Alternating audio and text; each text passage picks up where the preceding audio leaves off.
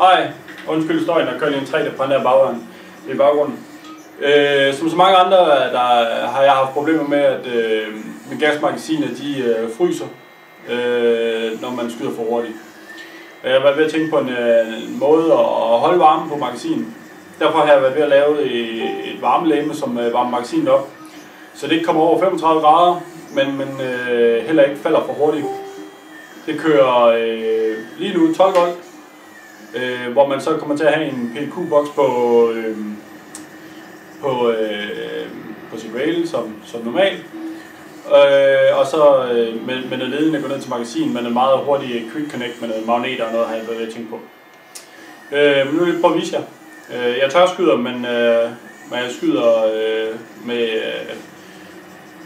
Neoprol 3.0. Så prøver jeg lige at køre nogle fuld auto, så vi prøver at måle. Indtil videre ser systemet sådan her ud. Det kommer jo selvfølgelig til at blive meget smartere. Magasinet bliver ikke meget tykkere end for eksempel et GM4 magasin med gummigreb på. Det bliver lavet som et system, hvor du bare lige kan klikke det på.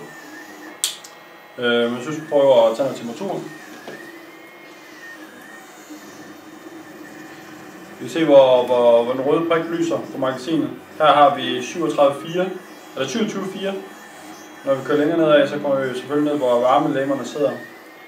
Lige her har jeg 27.6.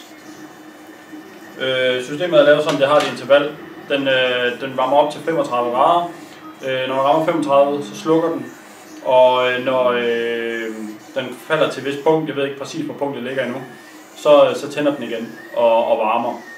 Og det for ikke at holde varme på konstant, og for ikke at springe pakninger i magasin og sådan noget. Men jeg synes, vi prøver at køre nogle skud af lige.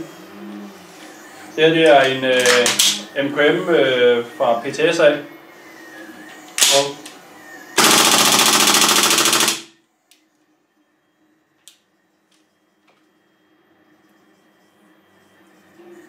lige nu måler jeg 22.3, og i bunden måler vi 27.9. Så 22.3 heroppe efter en salve. Vi prøver at køre noget semi.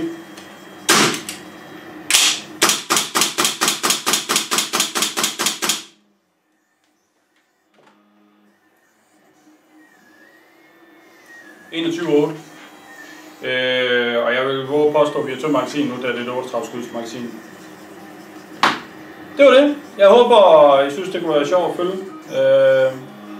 Jeg vil i hvert fald gøre mit til, at vi kommer til at skyde noget mere med vores gasrifler her i Norden.